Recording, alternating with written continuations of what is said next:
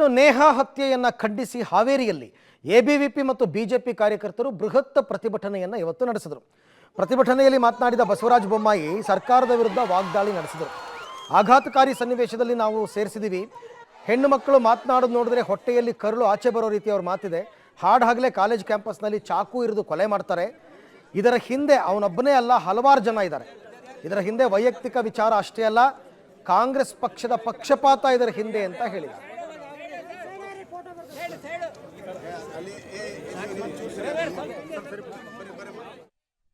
ಆಡಳಿತ ಮಾಡುವಂತ ಕಾಂಗ್ರೆಸ್ ಪಕ್ಷದ ಪಕ್ಷಪಾತ ಇವತ್ತು ಇದೆ. ಬಂಧುಗಳೇ, ನಮ್ಮ ಕಾಲದಲ್ಲಿ ಅಮಾಯಕ ಒಬ್ಬ ಹೆಣ್ಮಗಳ ಮೇಲೆ ಚಿಕ್ಕಮಗಳೂರಿನಲ್ಲಿ ರೇಪ್ ಆಯ್ತು. ನಾವು ಅದನ್ನ ಬಿಡ್ಲಿಲ್ಲ, ಅದನ್ನ ಪ್ರಾಸಿಕ್ಯೂಷನ್ ಮಾಡಿ ಗಲ್ಲಿಗೆ ಏರಿಸುವಂತಹ ಶಿಕ್ಷೆಯನ್ನ ಕೊಡಿಸಿದ್ದೇವೆ. ಗಲ್ಲಿಗೆ ಏರಿಸುವಂತಹ ಶಿಕ್ಷೆಯನ್ನು ಕೊಡಿಸಿದ್ದೇವೆ. ಇದು ನಮ್ಮ ವಕೀಲರು ಹೇಳಿದಂತೆ ಇಡೀ ಕರ್ನಾಟಕ ಜನತೆ ನೋಡಿದೆ ಇದನ್ನ. ಇದರಲ್ಲಿ ಬಹಳ ದೊಡ್ಡ ತನಿಖೆ ಮಾಡುವಂತದ್ದೇನಿಲ್ಲ. ಕೂಡಲೇ ಸಂಬಂಧಪಟ್ಟಂತ ತನಿಖೆಯನ್ನ ನಿಷ್ಪಕ್ಷಪಾತವಾಗಿ ಆಗಬೇಕು.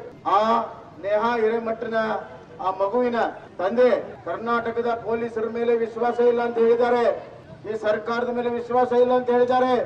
ಅವರು ಕಾಂಗ್ರೆಸ್ ಪಕ್ಷದ ಕಾರ್ಪೊರೇಟರ್ ಆದರೂ ಕೂಡ ಸರ್ಕಾರ ನಡ್ಕೊಂಡಿರುವಂತಹ ರೀತಿ, ಮುಖ್ಯಮಂತ್ರಿಗಳು, ಗೃಹ ಮಂತ್ರಿಗಳು, ಉಪಮುಖ್ಯಮಂತ್ರಿಗಳು ಹೇಳಿಕೆಯನ್ನ ನೋಡಿದ ಮೇಲೆ ಅವ್ರು ಹೇಳಿದ್ದಾರೆ, ನನಗೆ ನಂಬಿಕೆ ಇಲ್ಲ, ಸಿಬಿಐ ತನಿಖೆ ಆಗಬೇಕನ್ನುವಂಥದ್ದು.